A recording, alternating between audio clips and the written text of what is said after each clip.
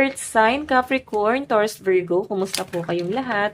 Okay, so Earth sign, maraming salamat po sa walang sawang pagsubaybay sa ating pong daily horoscope. And kung ikaw ay bago pa lang sa ating channel, mag-subscribe na po kayo guys sa ating channel. Ayan, para lagi po kayo guys updated sa ating mga bagong upload. Okay, so ayan guys, paalala lang din na ang reading natin ay general reading lamang. So take what resonate and leave what doesn't. Tignan natin guys, gabay kapalaran mo Earth sign. Okay. Gabay kapalaran po ni Earth sign.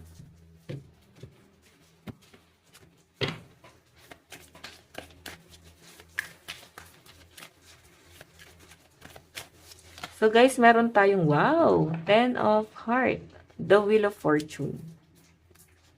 Napakaganda nito guys.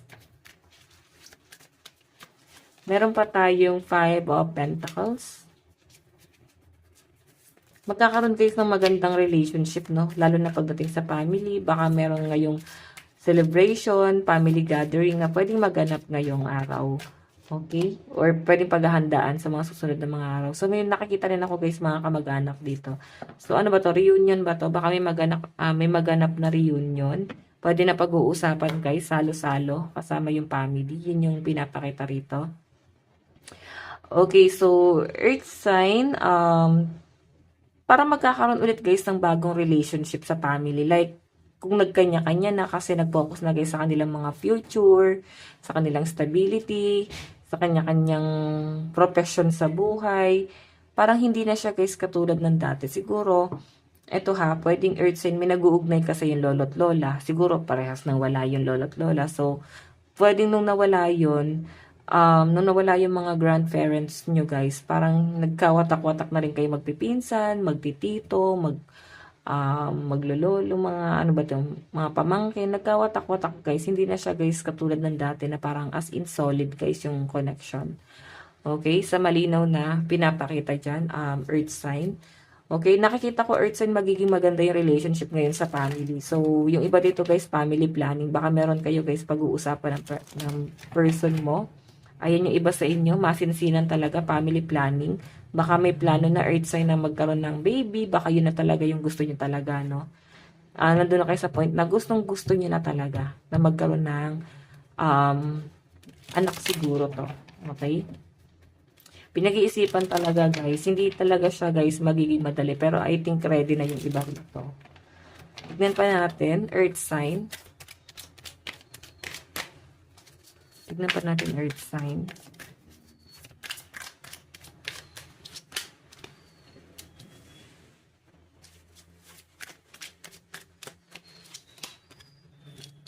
Okay.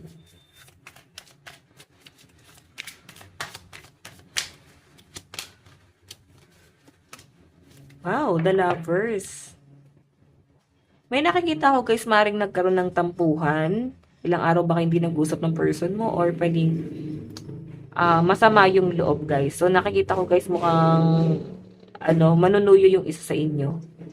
Kaya siguro or pwedeng matagal na siya guys hiwalay, no? Sa pinapakita sa akin guys, may manunuyo dito. Maaring matagal pinag-isipan to ng person mo kung aayusin niya pa ba yung relationship niya sa inyo. Pero kasi nandun siya guys sa point na gusto niya pa rin guys maayos yung family. Pero siguro, eto ha, sa pagbabalik ni person, hindi na siya yung siya lang. Baka meron na siya guys, ayan, so pasensya na guys dun sa motor. Yung kapatid ko. Ayan, binugaw ko na guys. Binugaw. Sabi ko masyado siya maingay. Ayan. So, pasensya na guys sa mga sasakyan. No? Tabindaan po kasi kami. Okay. So, ayan, Earth sign. Pwedeng pinag-isipan talaga ng person mo. Kasi ito ha, may nasira na kasi. Pwedeng may trust issue na, no? Pwedeng hindi ka na basta-basta nagtitiwala sa kanya. Pero nakikita ko guys, mukhang maayos pa yung relasyon nyo. Kasi susuyuin ka nitong person na to. Pinag-iisipan niya lang talaga kung paano siya guys gagawa ng hakbang. Knight of Pentacles. Nandun siya sa point na hiyang-hiya siguro to sa nangyari. Pero kung makita nyo guys, puro family. So, Earth sign ha, ito yung pinakamagandang nakikita ko na mas nagpo-focus ka ngayon sa family mo. Mas mahalaga yung family mo. So, kung makita nyo guys, the Wheel of Fortune, masaya ka sa kung ano man yung decision na gagawin mo ngayon. Siguro kung babalikan mo 'tong person na 'to, baka meron kayo guys pag-uusapan, the hermit. Hindi naman guys magiging madali ang lahat. Okay, kung babalikan mo siya, I think hihingan mo 'to ng assurance. Okay, pero kung hindi mo guys naiisip, ayan, mas maganda pa rin guys na hingan mo ng assurance, 'di ba? Huwag naman yung bigla mo na lang pinatawad kung malaki yung kasalanan sa inyo nitong taong 'to. Okay? Ayan guys, meron ako nakita rito guys, the lovers. Okay, napaka-solid pa rin earth sign itong pagsasama na 'to. As in, napakaganda nito, earth sign. Okay? Para bang babalik kayo sa dati. Na parang mahal na mahal nyo talaga yung isa't isa.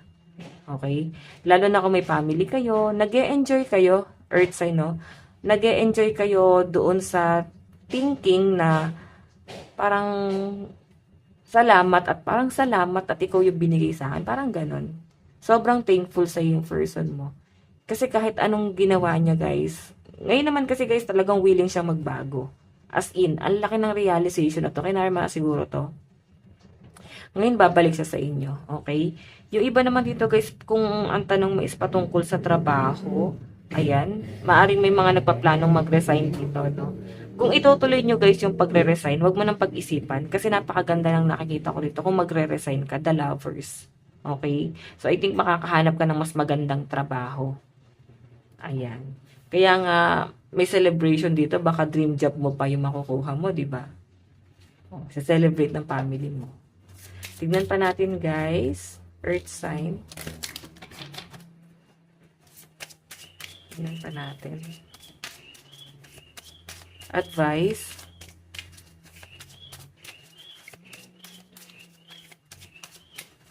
So guys, meron tayong